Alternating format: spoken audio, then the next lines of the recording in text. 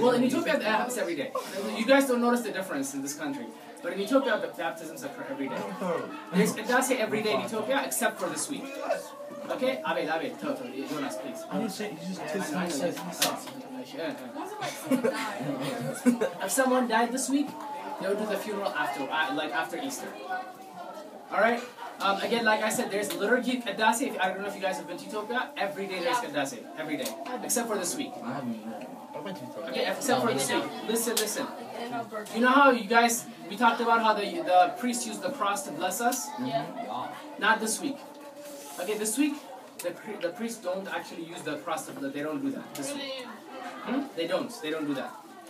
Essentially, this week is supposed to remind us how life was before Christ. Does that make sense? This week is supposed to remind us how life was before Christ. So the church puts it, like it's easy to talk about it theoretically in a story, but what the church does is makes it very real. Have you guys ever gone to church like on Monday through Friday leading up to Easter? No, I will listen. Some of you guys were there on Friday. I was there last year. It's a very it's very quiet, right? It's very dark. It's not like a happy, fun place, right? It's supposed to remind us how life was before Christ. Yeah. Like some people at their homes, they don't sleep on their bed. My mom, she sleeps on the floor. On the floor, yeah. And that's all. A lot of people do that. Yeah. They don't eat till like noon, right? Yeah, a lot of people. Yeah, well, that's fasting throughout the. That's like 12 to 3. Well, some people. But Yeah, the whole day. some people wait until 5 p.m. or 6 p.m. to start eating. That's true. He's right. Some people, essentially, they intensify what they do for fasting. All right. What about water? Listen. Why? Listen, Abed. Why is this week so important? Like I said, it is the week that human beings killed God. Alright, it is the week that human beings like us, and they were not necessarily so much more evil than they were just like human beings like us who used their free will to put Christ on the cross. Alright, it's the week that human beings killed God. Things that happened on on Good Friday, we'll talk about each day, but literally in the Bible it says nature itself was shocked. When Christ was crucified, the sun stopped shining. And this, by the way, not just documented in the Bible, it's documented in other books as well. Alright? The sun stopped shining. Stars fell from the sky. Nature could not handle the fact that human beings put their own creator on the cross and decided to kill God. So this was a big deal. Alright? This was the worst thing human beings have ever done. Ever. But it was the best thing that ended up happening for us. Right? Because God turned that into our salvation. Alright? Human beings killed God. That's the worst thing that we could have ever done as human beings. But He turned it for the best. He turned it into our salvation and our opportunity to live with Him eternally. Okay? So, this week, again, can remind us God can turn bad things in our lives into good, but this is the thing. This is the most important thing. If you are going to try to make an effort to connect with God, if you feel like you don't know God very well, if you feel like you don't feel God when you pray, if you feel like you're really behind in your spiritual life, this is the week for you to try. You can like be lazy. This is the week to do it. This is the week to do it. This is the most important, consequential week of the year in our church. We got spring break. Huh? Spring break. That's an opportunity. That's great, in fact. You don't have to go to school. All right, Yeah, we'll talk. I'm not saying you can't relax and spend some time, but we'll talk about some specifics. All right, Brooke, listen. All right. So Hosanna. All right, what happened? Who wants to summarize briefly what happened during Hosanna? So Jesus went to like this town on a donkey to like represent like he's like all all powerful and stuff, but he still came on like the lowest animal to show like how like humble we should be. And everyone was singing like babies, adults and stuff. They had those leaves. Yeah, that's right. So there, in all four of the books of the Bible, the story is written, but I'll read just the one in Matthew chapter 21. We read it earlier. We read it from John earlier, but Matthew chapter 21. Now when they drew near Jerusalem and came to Bethphage, the Mount of Olives, then Jesus sent 2 disciples, saying to them, "Go into the village opposite to you, and immediately you will find a donkey tied and a colt with her. Loose them and bring them to me. And if anyone says anything to you, you shall say, 'The Lord has need of them,' and immediately he will send them. all this was done that it may be fulfilled, which was spoken by the prophet, saying, Tell the daughter of Zion, behold, your king is coming to you, lowly and sitting on a donkey, a colt, the foal of a donkey. Bless you. Then the disciple went as Jesus commanded them. They brought the donkey and the colt, laid their clothes on them. Guys, listen. And sent him on them. And a very great multitude spread their clothes on the road. Others cut down branches from the trees, the palm trees, and spread them on the road. Then the multitudes who went before, those who followed, cried out, saying, Hosanna, the Son of David. Blessed is he who comes in the name of the Lord. Hosanna on the highest. All right. I don't know who was there at the beginning of Kadase or before Kadase started today. Came at 5. I was there. You were there? Did you see? So this is what happens. This is what happens once a year at the beginning of Kadase. Listen. Nate, not Nate. Listen. This is what happens every year at the beginning of Kadase. I mean, every year on Hosanna. The deacon comes and stands in front of on the outside in front of the Maqdas.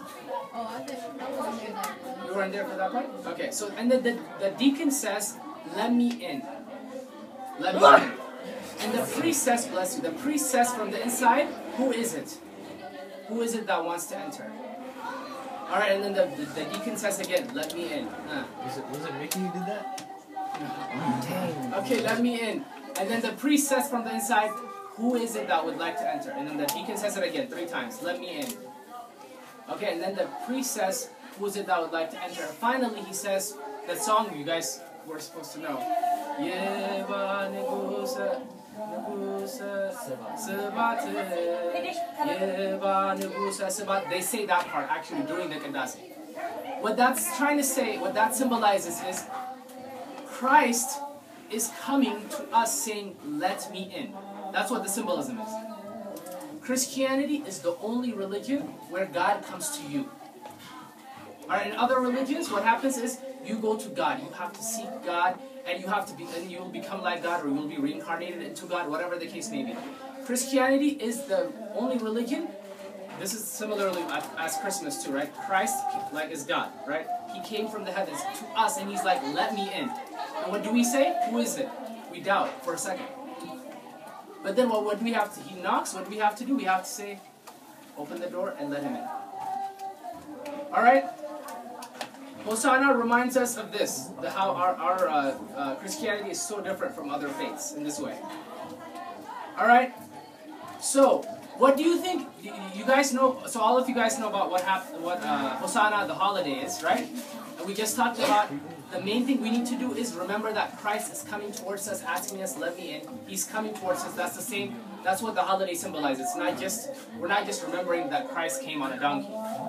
That part is important, but that's not the only part we're thinking about. What do you think happened? After that, after Christ got to Jerusalem, what do you think happened? Everyone was singing. Everybody was singing, and then what happened? What did Christ do? He got off the donkey. Huh? That's what you would think. That's what I thought too. He would what? He said he blessed people. Oh, I know. He punished them because they were selling stuff in the temple. Bingo. And he slapped them. He turned the tables, he went to the temple, and he turned everything upside down. Oh, Yeah, he got angry.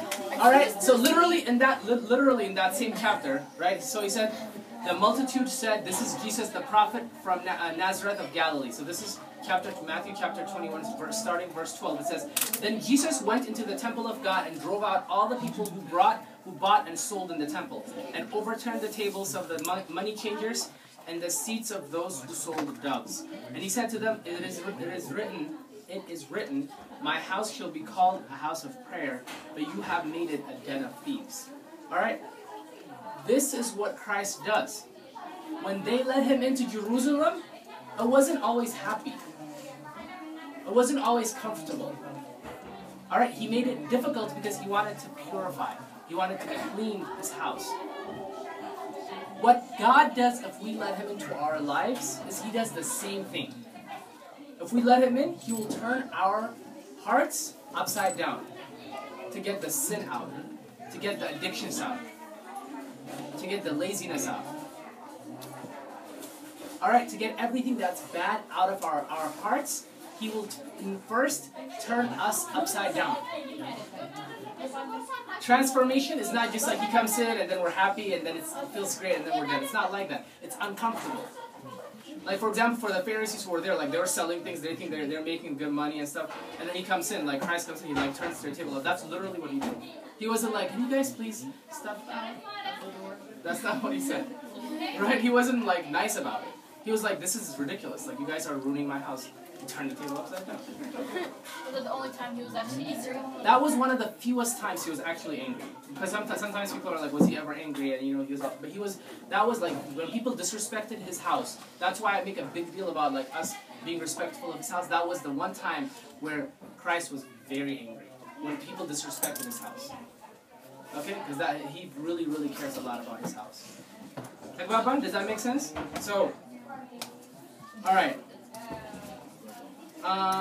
Again, Abraham kind of told us, but why did Christ come on a donkey instead of a horse? Somebody other than Abraham. Let me see what you guys are. Why did Christ? No, not you. Somebody else. Abed. Because it's like not considered a good animal. Huh? It's not considered like a good animal. It's not considered like a fast animal, right? A good and fast animal. In addition to teaching us humility, you know what it also symbolizes? It symbolizes like, you know how, I don't know if you guys don't know anything about donkeys. I know. I see them all the time. They do say yeehaw, Ruth. But if you guys have gone to Ethiopia, how do donkeys move? They move like, hold on, Ruth, Nate. I don't want to see this mic, please. Listen, guys. They move so slow.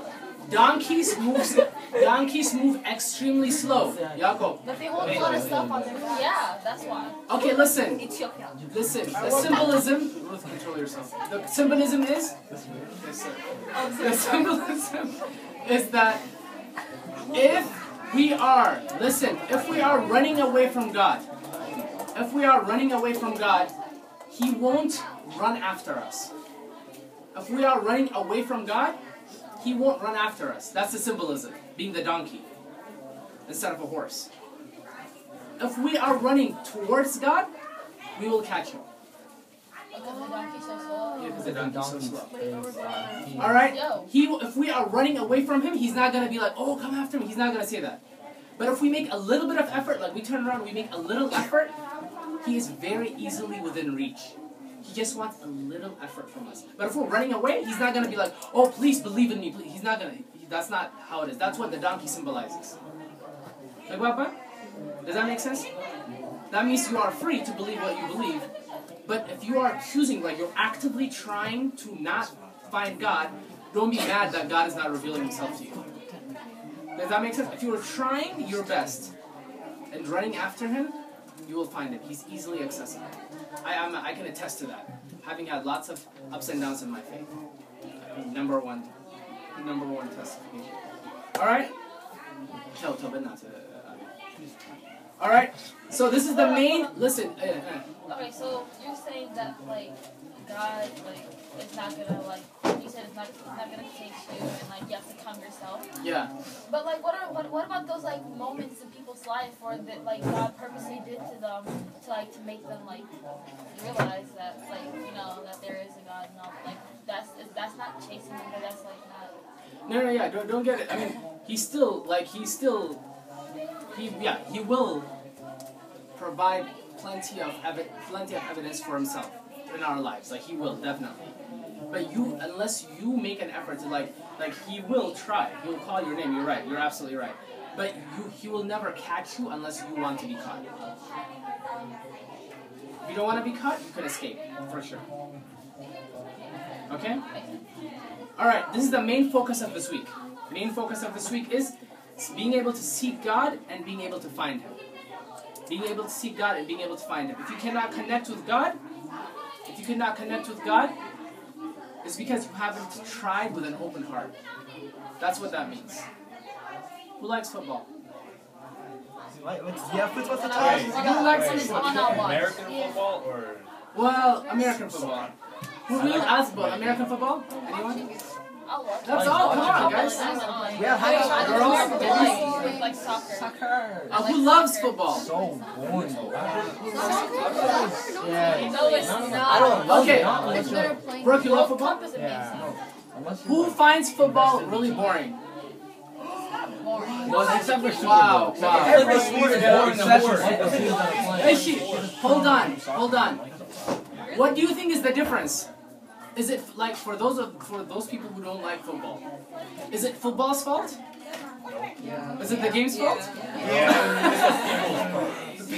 I love how Beta Liam is like, yeah. If you're not interested, then you're not interested. You know, like it's not the game. It's not just your mind. You don't like it, you don't like it. Don't hate the players, hate the game. That's your opinion, okay? What? Alright. There is a correlation between the people who like football and the people who know the rules of football. Alright? I like football because I know it. I follow the teams. I know the rules. Like, I know how people score. I know I've been following the players. Alright? Mimi, on the other hand, has no idea. Like, she's like, why aren't they kicking it? This is not soccer. You know, this is how we watch football with her. It's very frustrating. Alright? She does not like it because she doesn't know anything about it. She doesn't know the rules. She just knows it from the external. I'm not trying to convince you guys to go and try to get to like football. I'm giving you guys, giving you guys an example. It's the same. I promise you, it's the same way with Christianity and with God. There are people who are passionately in love with God, right? They want to get to know Him. There are people who are like, church is boring. I can't stand it. Whatever. Roll their eyes. Whatever. Those people, they tend to not know God. That's the problem. It's not like they know Him, they found Him, and then they spat in His face, well, I don't care about you. There are people who did that too. Like, I mean, those are like the people who crucified Him, essentially. Knew Him, they were close to Him, but they still decided to do that. But those people, there's a different category. There's a special place in hell for them. But the point is, the people who don't know Him, you can't criticize something you don't know. Well, it's not everybody just What if you know football and you still don't like it? What'd you say? What if you know the rules or something, and you know everything about it, and you still don't find it? Could you correlate that with Christianity? So I'll say this. Knowing it on a cognitive basis, for example, I know about the Muslim faith. I know about it. I know what they teach. You know what I'm saying? More than I do like Hinduism, for example. Like Hinduism, like I know a little bit about it, but not very much. Alright? Jewish, like the Jewish faith, I know it well. I know it. I've learned it, I know it.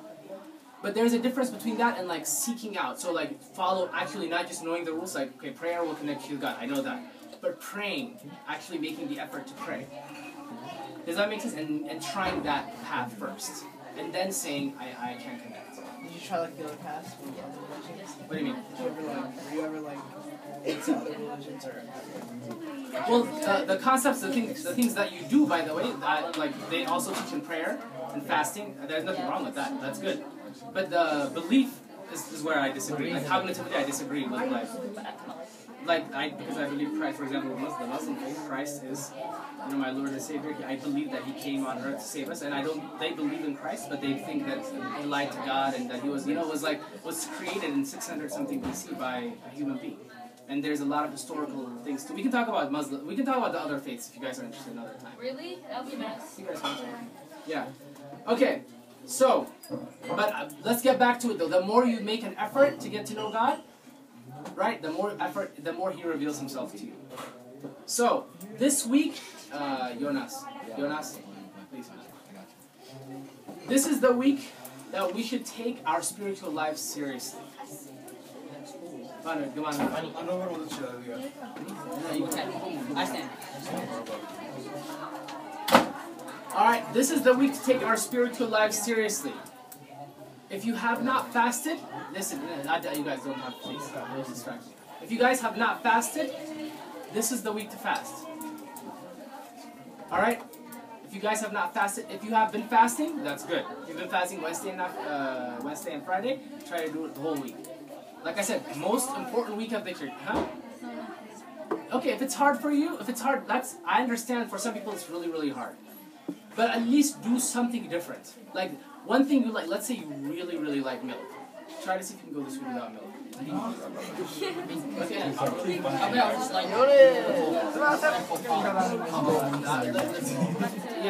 So you love eating. Abel, Go without eating. He made fun of me. He's like, oh, you like when you can cook. okay, tagbaban? Okay. Alright, tagbaban? Alright, tagbaban, you guys understand? Make an effort. If you spend like 5 hours watching TV, reduce that to like 2. Alright? Limit the Instagram, the Snapchat, the texting. Try to limit as much as possible the things that are distracting.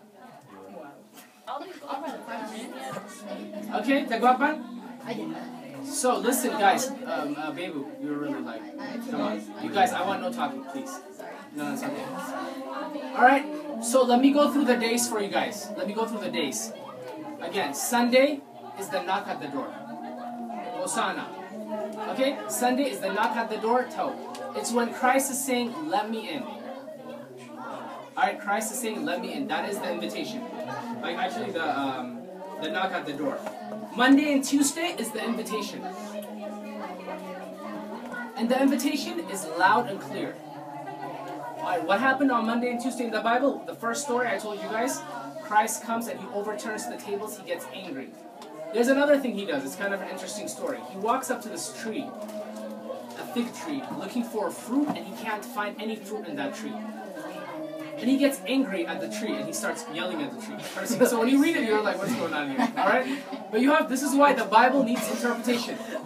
This is why the Bible needs interpretation. There is so much symbolism. Why do you guys think he yelled at this tree for not having? And he said he couldn't find any fruit. He yelled at the tree and he says, may you never have fruit ever again. He cursed the tree. And the tree withered. Yeah, the tree withered. What do you think it symbolizes? What do you think it symbolizes? How does it symbolize us? That we don't have our Fruit don't grow from trees. Yeah, right? God expects fruit from us, spiritual fruit. Oh, great. Yeah, you were right. That's what that symbolizes. It's not about the tree. It's not about the tree. Abraham. The whole thing is you guys have to think a little bit depth, okay? Like this is the thing, the Bible and our faith requires a lot of depth. If you look at it on the surface, it's not going to make sense. Depth, alright? So, yeah. So is the fruit our faith? The fruits of our faith. So basically, like, if we say we're believing in God, but then we're treating other people with disrespect, or we're lying, or we are stealing, or we are whatever, like that's no fruit. You don't have fruit. The fruits of the Spirit are being kind to people,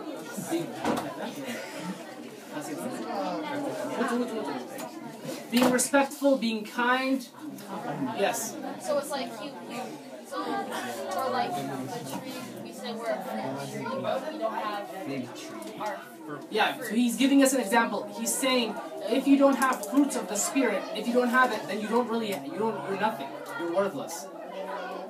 That's kind of how I feel about even sometimes my life, but all of us can feel that. If we're coming here, saying that we're Christians, we come to church every Sunday, I promise you, it's a waste of time if you're not trying.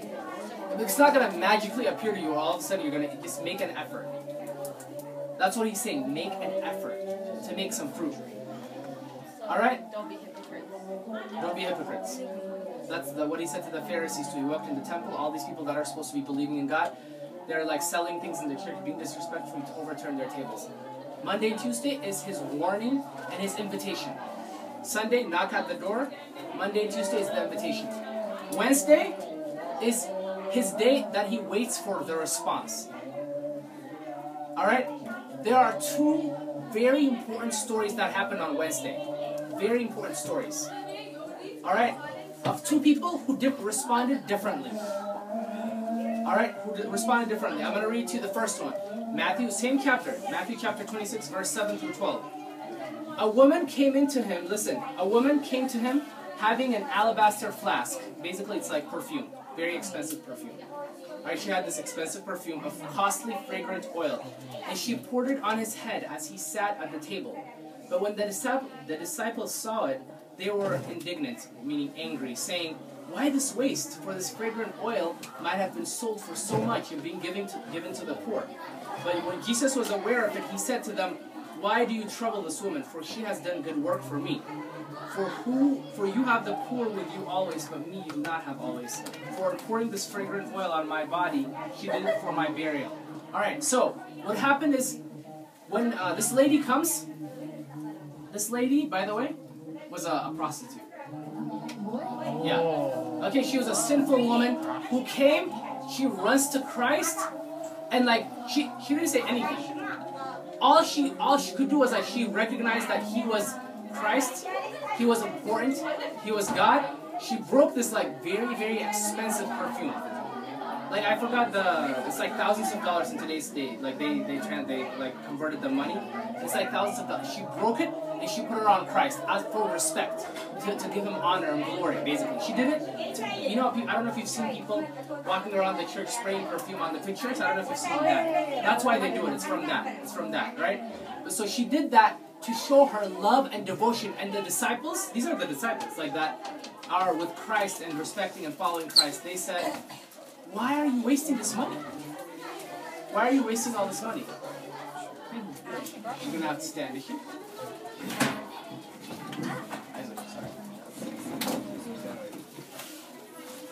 So the disciples say, why are you wasting this money? And they're like mad at like the lady, and they're mad at, you know, the whole situation. Like we could sell this and feed the poor. That's practical. Let's do that. And Christ says, don't worry about feeding the poor. You will have opportunities to feed the poor all your lives. But you won't have me forever. And so what she did was an example, he tells them. Alright? So Christ says what she does, don't get it twisted. Christ helped the poor, talked about giving everything you have. He said, you know, if somebody needs one shirt, give them 2 shirts. So he recognizes the importance of helping others. That's not the point here. Alright, Anna. You said Matthew what? Matthew chapter 26. Yeah. Where was this in heaven? No, this is on earth. Like where? In Jerusalem. Remember, this is after Christ came on the donkey. Same day. Prostitutes like in Isaiah? Oh yeah. Yeah, many of them. There are many. There are many of them that are talked about in the Bible. Actually. So this was a prostitute, and Christ, like, talked about that he had no conversation with her. But what did he see? He saw her heart that wanted to change. And immediately he forgave her, and he told the disciples, don't talk to her, don't talk about her like that. He like defended her, this prostitute. That was the first response. That's how we should respond. We should also give everything we have, especially like mentally, you know, devote ourselves to God. Alright, it's hard, but what she did is she was so desperate to get to know God. That's the example of somebody running towards God, and he's, you know, like he's on a donkey. She can catch him easily. Alright? He's not far from reach, even for a prostitute. This is the wrong response. You go down literally, like this is verses 7 to 12, right? When you move Matthew chapter 26, verse 14, literally right after that story, it says, then one of the 12 disciples, called Judas, went to the chief priest and said, what are you willing to give me if I deliver him to you, Christ? Because he wants to essentially sell out Christ for some money. Alright, and he said, and they counted out to him 30 pieces of silver. So from that time, he sought opportunity to betray him. This is Wednesday. So this is another response. See what I'm saying? Like after all of that, he saw Christ coming, to Jerusalem. Everybody's like worshiping him, and Judas goes to the Jewish priest and he said, "How much money can I get for turning in Christ?" Because at this point, the Jewish priests, they couldn't really spot him, because Christ was not, even though he was God, right? So he could have been dressed really nicely, like he could have been dressed, in like king clothes, but he wasn't dressed like, he looked like everybody else. So that the priest couldn't really pick him out, right? But then Judas says,